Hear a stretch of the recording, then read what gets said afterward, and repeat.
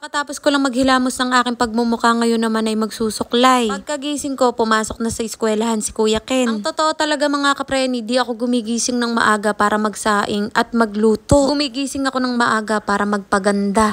Dahil kasama ko ang nanay ko mga kapreni, siya ang gumigising ng madaling araw. Siya na ang nagsasaing at nagluluto para kay Kuya Ken. Ay kapag sinabayan ko ng gising ang nanay, wala na siyang gagawin. Madaling araw pa lang talaga mga kapreni, bumabangon na si nanay at nagpapatugtog ng radyo. Samantalang ako, pabebe lang. Charis!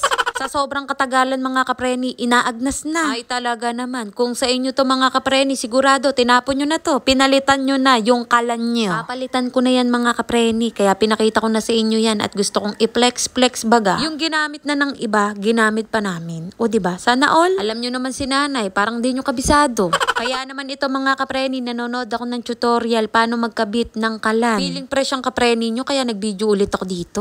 Isang buwan na yata akong simula nung nakabili ng kalan kapreni, hindi ko alam kung bakit hindi maikabit-kabit. Ay grabe sa pagkabit. Naka-buy one take one to mga kapreni sa SNR. Bumili ang tita ko tapos binili ko sa kanya yung isa. Wala na nga patumpik-tumpik pa mga kapreni, binili ko sa tita ko kahit ayaw niya. Wala na siyang nagawa. Char!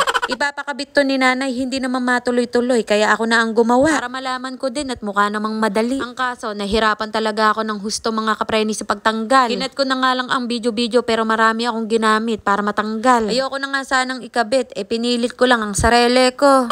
Konting punas lang para luminis. Dediretsuhin ko na nga sana ang paglilinis. Ang kaso, baka hindi ko tumaikabit kapreni. Hanggat natutulog pa si Rowin, nilubos ko na. Ay kapag nagising na yun mga kapreni, hindi ako makakagawa kahit ano. May stress pa ako kakasigaw. Rowie, wag yan! Rowie, wag kasi yan. Nakaka-stress kaya yung bawal ng bawal, Hanes.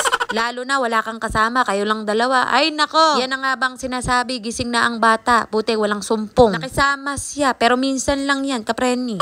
Medyo mahaba itong kalan kumpara sa luma. Kaya nag-adjust pa ng konti dito sa gilid. Sa pagkabit ng hose naman na to mga kapreni ay pagkakahirap din. Napakatigas, makapal kasi. Parang mukha ko makapal.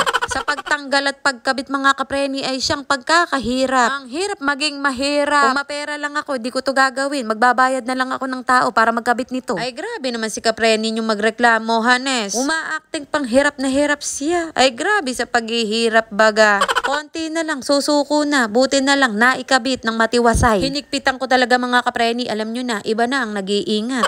Hindi na nakita, budang laki kasi ng braso Yun, sa wakas mga kapreni, nakabit din. Ay talaga naman. O siya, bawal magalit dito ha, dapat ako lang. Sorry na. Hala mga kapreni, first time kong magkabit nito. I'm so proud of myself, very much. Kung di dahil sa pagbablog mga kapreni, hindi ko to gagawin. Manong luma na lang ang magamit, bakit ba? Napakahirap pa ako, masira pa beauty ko. Hiya, kasarap magluto kahit walang lulutuin. O siya, hanggang dito na lang ang video.